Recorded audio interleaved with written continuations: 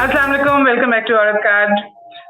अगर कभी आपका व्हाट्सएप हैक हो जाए तो पता नहीं क्या क्या डिटेल्स मिले। मेरे व्हाट्सएप में तो जो लास्ट मैसेज आया हुआ था वो इलेक्ट्रीशियन का था, जो कह रहे थे कि बाजी प्लीज पैसे बाकी दे दें। मैंने उनके 7,000 रुपये भी देने हैं, तो मैंने उनसे कहा था मैं दे दूंगी। बेनजीर का मेरा ख्याल है कि व्हाट्सएप अगर हैक हो जाए तो मदर्स ग्रुप के अंदर वो आई होते हैं, मैसेजेस आए होते हैं कि जी कब है टेस्ट और कब हो रहा है, स्कूल में क्या लेके जाना है और इस तरह की चीजें।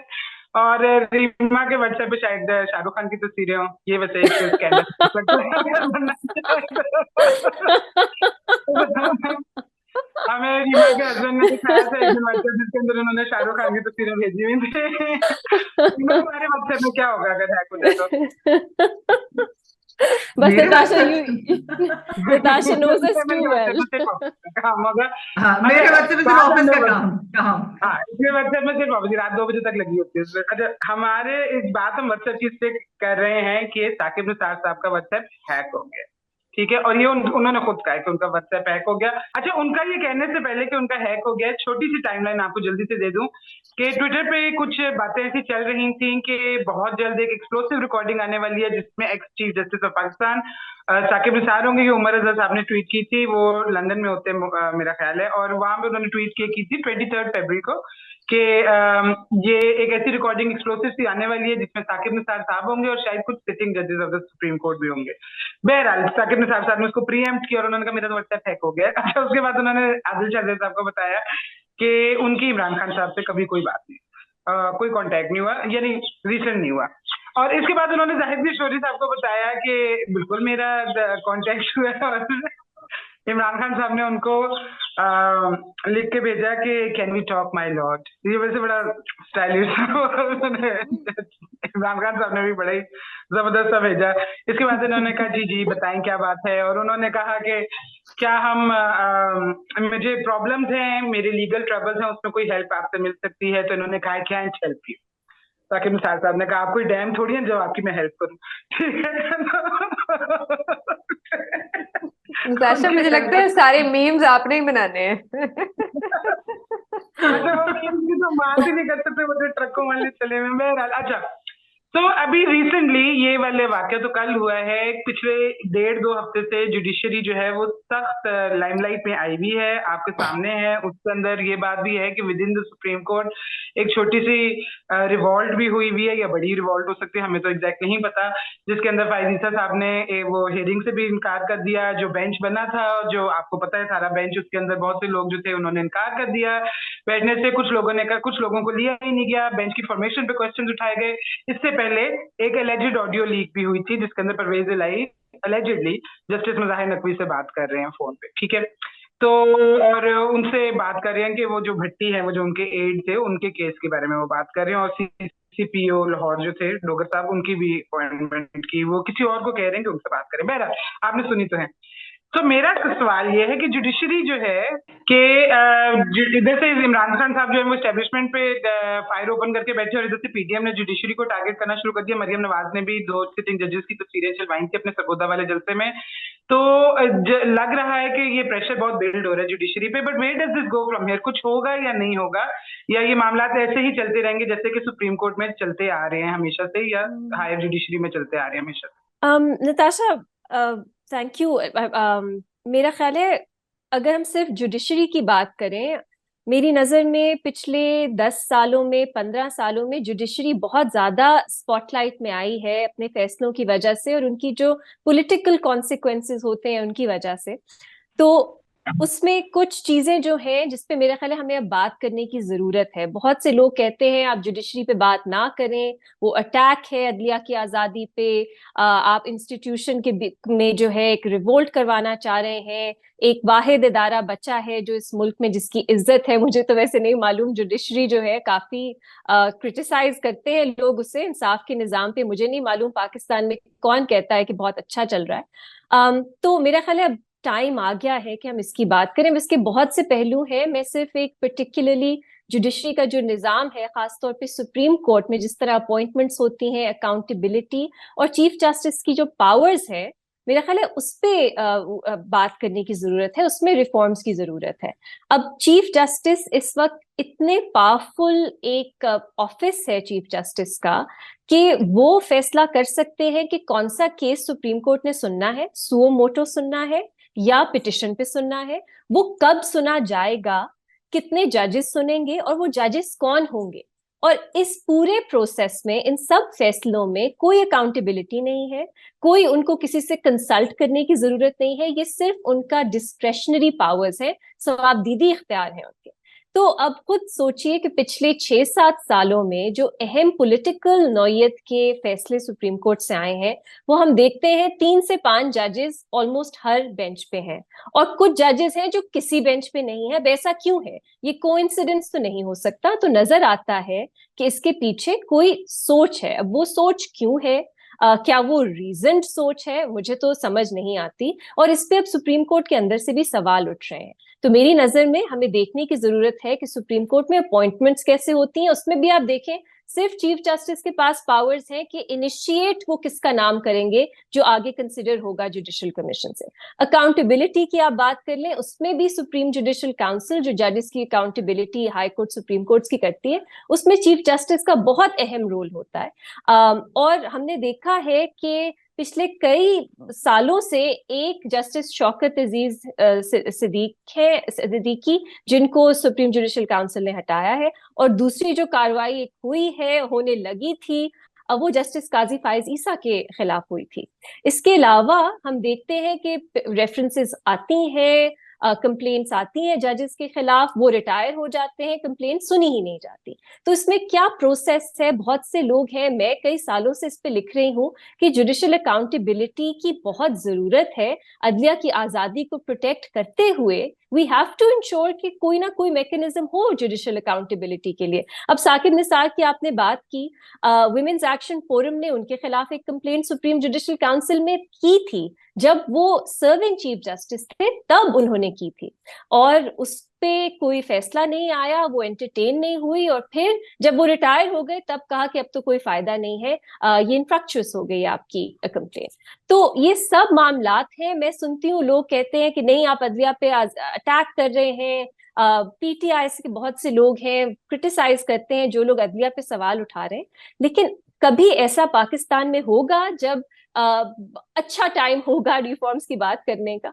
हमेशा कोई ना कोई पॉलिटिकल केसेस जुडिशरी के पास होते हैं, खासतौर पे सुप्रीम कोर्ट के पास। तो मेरी नजर में बहुत अच्छा टाइम है अब, स्पेशली बिकॉज सुप्रीम कोर्ट के अंदर से भी आवाज आ रही है रिफॉर्म की। तो स्पेसिफिकली अगर आपके सवाल का कोर्ट्स की और सुप्रीम कोर्ट की रिफॉर्म की हद तक हो, तो मेरा ख्याल है ये है एक वे फॉरवर्ड।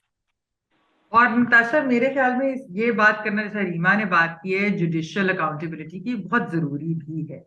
उसकी वजह यह है कि हमने देखा कि पिछले 6-7 सालों के अंदर अगर आप अदालती फैसले देखें, हम हमेशा एस्टैब्लिशमेंट के बारे में और प्रोजेक्ट इमरान के बारे में तो हमने बहुत सुना भी है, पढ़ा भी है, लोग उस पर खुल के बात भी करते हैं। लेकिन उस प्रोजेक्ट इमरान के अंदर जो अब ये जो बाजवा लीक्स के थ्रू बहुत सारी बातें भी सामने आई कि अदालती फैसलों का जो कवर एस्टैब्लिशमेंट को मिला इमरान खान साहब के लिए मुदाखलत करने के लिए, तो उसके बारे में अदलिया क्या कहेगी? क्योंकि देखिए, वो मियां नवाज शरीफ साहब की एक आमे के ऊपर लाइफ टाइम डिस्क्वालिफिकेशन हो, वो फिर इस तरह का फैसला हो कि वो अपनी पार्टी को हेड ही नहीं कर सकते। आपको याद होगा कि उस जमाने में जो डॉक्यूमेंट्स उन्होंने साइन किए थे या सेनेट की टिकटें भी दी थी, तो वो भी उन्होंने कहा कि जी इनवैलिड होगी, क्योंकि वो तो अब है ही नहीं, अपनी पार्टी के हेड बन ही नहीं सकते।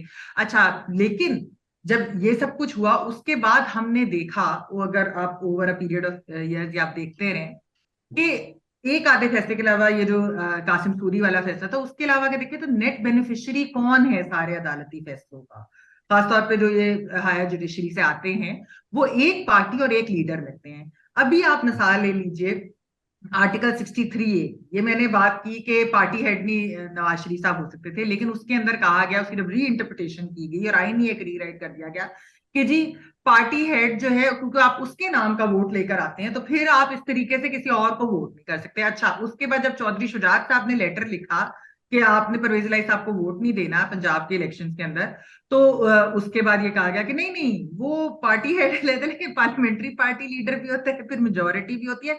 वो एक इस तरह की कॉन्ट्रडिक्शंस थी कि वो लग रहा था कि ये अपने ही फैसलों के, पुराने फैसलों को कॉन्ट्रडिक्ट किए जा रहे हैं। और उसकी वजह से एक बहुत बड़ा पॉलिटिकल केओस पैदा हुआ पंजाब असेंबली के अंदर। क्योंकि देखिए, अगर हम देखें 63A जो नून लीग ने वोट लिए थे, जो डिफेक्टर्स थे पीटीआई के, उनसे इसीलिए लिया था कि 63A के अंदर उसके कॉन्सिक्वेंसेज हैं, लेकिन उनका वोट काउंट होता है। जब उसको री इंटरप्रेट किया गया तो फिर पूरा के पूरी वो निजाम ही बदल दिया, और फिर हमने देखा क्या इलेक्शन हुए, क्या सारा कुछ हुआ। तो ये भी एक बहुत इंपॉर्टेंट कि सियासी फैसलों के ऊपर भी असरअंदाज हुए अदालती फैसले। अच्छा, दूसरी चीज ये है कि जिस तरीके से मियां नवाज शरीफ साहब को निकाला गया था, हम अगर आप 2017 से वो देख लें, जो पॉलिटिकल इंस्टेबिलिटी है वो कंटिन्यू रही, और 2018 में किस तरीके से खान साहब आए और फिर वो कंटिन्यू रही। और हमने देखा कि उसकी वजह से जो इकोनॉमिक मसाइल भी ओवरऑल इवन आज के भी जो हैं, ये सारी पॉलिटिकल अनसर्टेनिटी और इकोनॉमिक अनसर्टेनिटी के पीछे अदालती फैसले भी हैं।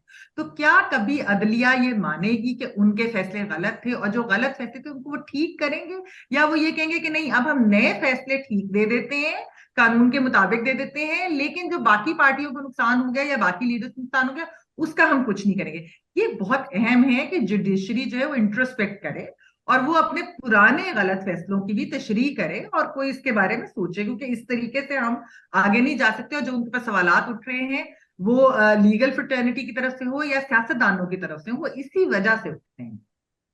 मैं अगर एक छोटी सी यहाँ पे बात ऐड करूँ, क्योंकि रीमा ने बात की जस्टिस शौकत अजीज साहब की, उनको हटा तो दिया गया, लेकिन जो उन्होंने इल्जाम लगाए थे या जो उन्होंने बात की थी उसकी तहकीकात, मेरा तो ख्याल से मैंने तो नहीं देखी कि उसका फैसला क्या आया या उस पर तहकीकात हुई या नहीं। और खास तौर पे क्योंकि हमारे एक साबिक जो जज है सुप्रीम कोर्ट के, साकिब निसार साहब, वो उनका अभी जो जर्नलिस्ट से बात कर रहे थे उसमें वो कह रहे थे जनरल बाजवा मेरे बहुत अच्छे दोस्त हैं, और जनरल फैज जो थे उनसे मेरी सलाम दुआ है। तो इस किस्म की जब सिचुएशन बनती है तो फिर आपका एकदम से, आई मीन हम आउटसाइडर्स हैं, एज एन आउटसाइडर हम सोचते हैं कि वो जो जस्टिस शौकत अजीज ने इल्जाम लगाए थे उनका क्या हुआ, क्या वाकई में ऐसे जजेस के और एस्टेब्लिशमेंट के साथ इस किस्म के ताल्लुकात होते हैं। एक और देखिए, एक चीज जो मेरे ख्याल से, जो एक ट्रेंड हम देख रहे हैं, दो ट्रेंड्स हैं जो हम देख रहे हैं खासतौर पे सुप्रीम कोर्ट के केसेस के हवाले से। एक के केस अभी शुरू भी नहीं होता, उसकी पहली समाअत भी नहीं होती और वो कंट्रोवर्शियल हो जाता है। और जैसे रीमा ने कहा कि वो अक्सर इसी वजह से होता है कि बेंच क्या बना है, फिर बात जो होती है वो बेंच के बारे में ज्यादा होना शुरू हो जाती है और जो केस है उसके बारे में कम। दूसरा इशू जो रीमा, जो मेमल ने उठाया, जो दूसरा हम ट्रेंड देख रहे हैं वो ये कि देखिए, जब कोई सियासी मामला आता है या कोई आईनी मामला आता है तो हम अदालतों की तरफ देखते हैं कि यहाँ से हमें कुछ क्लेरिफिकेशन मिलेगी, लेकिन बजाय इसके कि हमें कोई क्लेरिफिकेशन मिले हम और कंफ्यूज हो जाते हैं। जैसे मेमल ने अभी बताया हमें आर्टिकल 63A का, कि वो एक कंफ्यूजन सी फैल गई है कि क्या होना था, क्या हुआ, आइन में क्या लिखा था। खुद ही जजेस जो हैं सुप्रीम कोर्ट के वो कह रहे हैं कि this is amounting to rewriting the constitution. एक आखिरी बात देखिए, हम बेंचेस की बात कर रहे हैं, अकाउंटेबिलिटी की, ट्रांसपेरेंसी की बात करें, एक बुनियादी ट्रांसपेरेंसी मैं आपको बताऊं, एक बेसिक ट्रांसपेरेंसी नहीं है सुप्रीम कोर्ट में। मैंने एक स्टोरी पे हम लोग काम कर रहे थे कि जजेस की पेंशन कितनी होती है। अच्छा, जब मैंने शुरू की तो मैंने सोचा ये तो मालूमात आम होगी, कहीं ना कहीं से मुझे मिल जाएगी ऑनलाइन, किसी ना किसी सुप्रीम कोर्ट के डॉक्यूमेंट में होगी, रजिस्ट्रार को फोन करूंगी मुझे मिल जाएगी। हफ्ता लग गया मुझे मुझे ये मालूमात नहीं मिली। 5 साबिक सुप्रीम कोर्ट के जजेस से मैंने बात की, सर्विंग ऑफिशियल से मैंने बात की जो ये सारे मामलात को देखते हैं, किसी ने मुझसे ऑन द रिकॉर्ड बात करने के लिए हमसे तैयार नहीं थे, बल्कि एक ने तो हमें कहा कि देखिए आप मुझे कोर्ट करेंगी तो आप मुझे फंसा देंगी। खैर हमें पता चल गया बड़ी मुश्किलों से, बड़ी घूम फिर के एक हफ्ते के बाद कि जो जजेस की पेंशन होती है वो तकरीबन 8 से 9 लाख रुपए होती है, 7 लाख भी होती है माहाना। और ये देखें, अगर आप इसे कंपेयर करें इंडिया के सुप्रीम कोर्ट के साथ, जहां पे जब मैं गई मैं बड़ी हैरान हुई, उनका जब आप वेबसाइट खोलें इंडिया के सुप्रीम कोर्ट की तो वहां पे एक टैब है एसेट्स, उसको आप क्लिक करें तो जितने भी उनके साबिक जजेस हैं उनके सारे असासे, उनके स्पाउस के असासे वहां पे लिखे हुए हैं। और जो सर्विंग जजेस हैं उन्होंने भी वॉलंटरली, कुछ जजेस ने अपनी अपनी हाई कोर्ट की या सुप्रीम कोर्ट की वेबसाइट पे अपने असासे डाले हुए हैं। उनकी तनख्वाह कितनी है, उनको पेंशन कितनी मिलती है, उनको ग्रेचुइटी कितनी मिलती है, ये डिपार्टमेंट ऑफ जस्टिस इंडिया की वेबसाइट पे आप खोले सारी इंफॉर्मेशन है। लेकिन यहाँ पे हमें एक हफ्ता लग गया सिर्फ ये मालूम करने में कि पेंशन कितनी मिलती है एक सुप्रीम कोर्ट के जज को। एक चीज मैं इसमें कहना चाहूंगी, जैसे रीमा ने कहा है ना कि क्योंकि इतनी ज्यादा चीफ जस्टिस की डिस्क्रेशनरी पावर्स हैं और कौन सी चीज कब सुनी जाएगी और कितने फैसले कितनी जल्दी होंगे या लेट होंगे। आपको याद होगा कि जो 25 मई की जो लॉन्ग मार्च थी, उसके उसका एक फैसला जो है वो अभी भी बाकी है, जो कंटेम्प्ट यानी कि खान साहब को क्या हम्म। फैसले का पता चला था नहीं, वो अभी तक उसका कुछ नहीं बना। अच्छा, आर्टिकल 63A की भी एक रिव्यू पिटिशन लगी हुई है, उसका भी अभी तक कुछ नहीं पता चला। लेकिन बहुत सारी चीजों में हमने देखा है कि मामला जो है 2-3 दिन में भी निपटा दिए जाते हैं। लेकिन इसी वजह से ये जो तासुर है, ये सही या गलत परसेप्शन हो, इस पे तो है जाहिर बात है, इस पे सबके अपने अपने ओपिनियन हो सकते हैं। लेकिन ये तासुर इसीलिए बढ़ता है कि जब इस तरह के केसेस जहां पर बहुत क्लियर कट चीजें हैं, उनके ऊपर फैसले नहीं आते। तो ये भी एक प्रॉब्लम है अदलिया की। मेरी नजर में तो देखें, एक दफा हुआ था और उसका हमें पता है क्या फिर किया गया था, लेकिन एटलीस्ट फॉर्मर आर्मी चीफ को अकाउंटेबल रखने का एक तरीका कार तो है ना। आप आर्टिकल 6 लगा सकते हैं, जो हमने कोशिश करके देख ली, नहीं हुआ, लेकिन तरीका कार तो मौजूद है। लेकिन आप किसी चीफ जस्टिस को, फॉर्मर चीफ जस्टिस को या करंट चीफ जस्टिस को अकाउंटेबल नहीं रख सकते।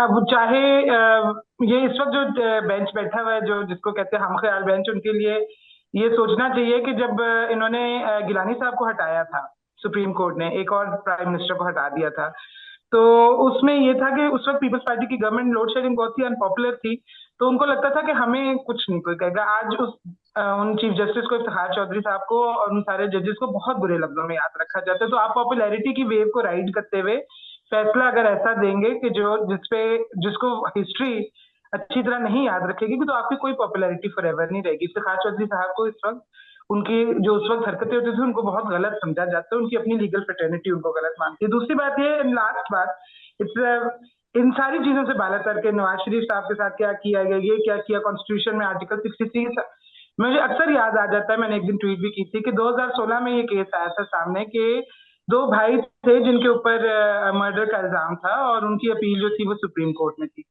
और सुप्रीम कोर्ट ने फाइनली जब वो अपील देखी कई सालों बाद, तो सुप्रीम कोर्ट ने कहा ये तो गलत है, और उनको ऑर्डर दे दिया कि उनको बरी कर दिया जाए। जब तक ऑर्डर जेल पहुंचे तो पता चला कि वो 1 साल पहले ही फांसी उनको दी जा चुकी थी, दो इनोसेंट लोग। तो ये है सुप्रीम कोर्ट, और ये है सुप्रीम कोर्ट की परफॉर्मेंस। इससे ज्यादा तो कहने की जरूरत नहीं ना। आप लोगों को मरने दे रहे हैं क्योंकि you are too much entrenched into what is happening politically, your political bias reflects that. तो मेरा ख्याल है कि इनको वो जैसे मेमन ने कहा सोचने की जरूरत है, लेकिन बहरहाल सोचेंगे तो नहीं, क्योंकि देखें अभी मज़ाहिर साहब की जो एलिजेड ऑडियो लीक है वो शायद गलत हो, लेकिन बंदयाल साहब ने उस पर कोई इंक्वायरी नहीं इनिशिएट की। ये भी रीमा बता रही थी कि वो चली गई हुई है, उसके ऊपर पता नहीं वो कुछ करते हैं या नहीं करते। बहरहाल उन्होंने नहीं इस पर कोई इंक्वायरी इनिशिएट की, उनको नहीं लग रहा था कि ये कोई बड़ा मामला है। यही अगर किसी और जज की आई होती किसी और पार्टी के साथ, तो उनको बहुत बड़ा इशू लगता और वो इतवार को अदालत खोलते हुए बैठ जाते। बहरहाल अगर आपको हमारी वीडियो पसंद आई तो प्लीज लाइक कीजिएगा, चैनल और को सब्सक्राइब कीजिएगा। आप बताएं आपके ख्याल में जुडिशरी को सबसे पहले क्या करना चाहिए, इंट्रोस्पेक्ट तो करना चाहिए कि आपने डिसीजन जो है उनके ऊपर नजरसानी करनी चाहिए, जो उन्होंने इंटरप्रिटेशन की हुई है जो फॉल्टी हैं, जो उन्होंने फैसले दिए हैं जो फॉल्टी हैं, उसके ऊपर कुछ करना चाहिए कि हमें सब कुछ छोड़ देना चाहिए और इंतजार करना चाहिए कि जब बंदयाल साहब रिटायर्ड होंगे तो शायद फिर कोई नया बेंच फॉर्मेशन का तरीकाकार फाइज साहब ले आए, या शायद वो भी ना लाए, हमें क्या पता। अकाउंटेबल तो नहीं है वो हम लोगों के आगे, तो we don't really know. Thank you for watching our channel.